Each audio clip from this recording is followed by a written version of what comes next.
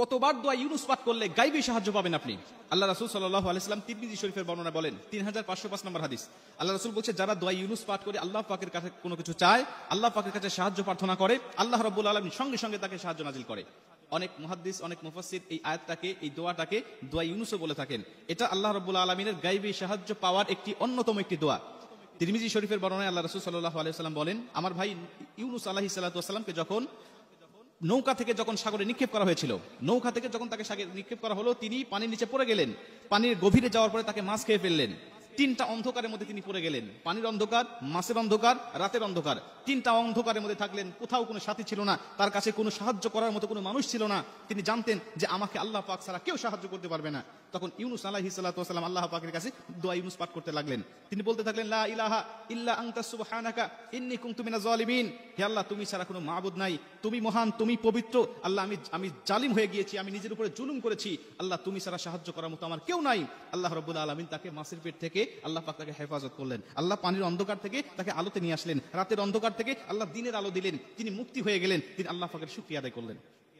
মুসা আলাইহিস সালাতু ওয়াসসালামের জামানায় এমন ঘটনা পাওয়া যায়, এই দোয়ার মাধ্যমে আল্লাহ পাক তাকে অনেক পরিত্রাণ দান করেছেন। আল্লাহ রাসূল সাল্লাল্লাহু আলাইহি ওয়াসাল্লাম বলেন, তুমি যখন এই দোয়াটা পাঠ করে, অর্থাৎ সূরা আম্বিয়ার 87 নম্বর আয়াত, এই লা ইলাহা ইল্লা আনতা সুবহানাকা ইন্নী কুনতু মিনাজ জালিমিন, এই আয়াতটা তুমি পাঠ করে আল্লাহ পাকের কাছে সাহায্য চাইবে, আল্লাহ পাকের উপর অবধারিত হয়ে যায় তোমাকে সাহায্য নাজিল করা। অনেকে বলতে পারেন, হুজুর কতবার তেলাওয়াত করবো? আমাদের সমাজে বলে যে 100 বার, 1000 বার, বা 1 লক্ষ বা 16 লক্ষ 75,000, বিভিন্ন সংখ্যা আমাদের সমাজে কিন্তু বর্ণনা আছে।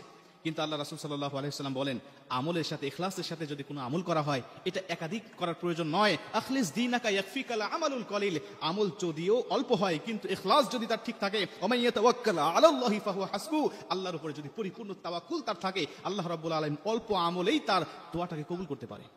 আপনি একবারও যদি আপনি ইখলাসের সাথে পাঠ করতে পারেন, একবার যদি আপনি ইখলাসের সাথে আদায় করতে পারেন যে আল্লাহ রাব্বুল আলামিন অবশ্যই আমাকে সাহায্য করবেন, এই আশা আপনার উপরে আছে, আল্লাহ পাকের উপরে আছে, এই বিশ্বাসটুকু যদি আপনার অন্তরে থাকে যে আল্লাহ তুমি ছাড়া তো সাহায্যকারী কেউ নাই, তুমি তো কোরআনের মধ্যে ওয়াদা দিয়েছো, তুমি তো বলে দিয়েছো তাতানাজ্জালু আলাইহিমুল মালাইকা আল্লা তাখাফু ওয়া লা তাহজানু ওয়া আবশিরু বিল জান্নাহ, আল্লাহ তুমি ফেরেশতা দিয়ে আমাকে সাহায্য করার ওয়াদা তুমি দিয়েছো। আল্লাহ তুমি আমাকে সাহায্য করো, আল্লাহ এই বিপদ থেকে তুমি আমাকে রক্ষা করো। আমার দেওয়ালে পিঠ থেকে গেছে, কেউ আমাকে হেফাজত করার মতো নাই, আমি ঋণে জর্জরিত হয়েছি, আমি কষ্টের মধ্যে পতিত হয়েছি, আমাকে সমাজের মানুষ দেখতে পারে না, আমি অনেক সমস্যার সম্মুখীন হয়েছি। আল্লাহ তুমি না চাইলে আমাকে কেউ এই সমস্যা থেকে পরিত্রাণ দিবে না, আল্লাহ তুমি আমাকে পরিত্রাণ দাও। আল্লাহ পাকের কাছে একানিষ্ঠভাবে কায়নু বাক্যে যখন আপনি ইখলাসের সাথে আল্লাহ পাকের কাছে চাইবেন, আল্লাহ পাক অবশ্যই আপনাকে কবুল করবে, অবশ্যই আপনার দোয়াটাকে কবুল করবে। এজন্য দোয়া ইউনুস, লা হাওলা ওয়ালা কুওয়াতা ইল্লা বিল্লাহ, এই সমস্ত দোয়াগুলো আল্লাহ পাকের সাহায্য পাওয়ার একটি অন্যতম মাধ্যম, আল্লাহ পাকের সাহায্য পাওয়ার একটি অন্যতম মাধ্যম, অন্যতম একটি দোয়া। এগুলো পাঠ করে আপনি আল্লাহ পাকের সাহায্য চাইবেন, দেখবেন যে আল্লাহ পাক অবশ্যই আপনাকে সাহায্য দান করে দিয়েছে।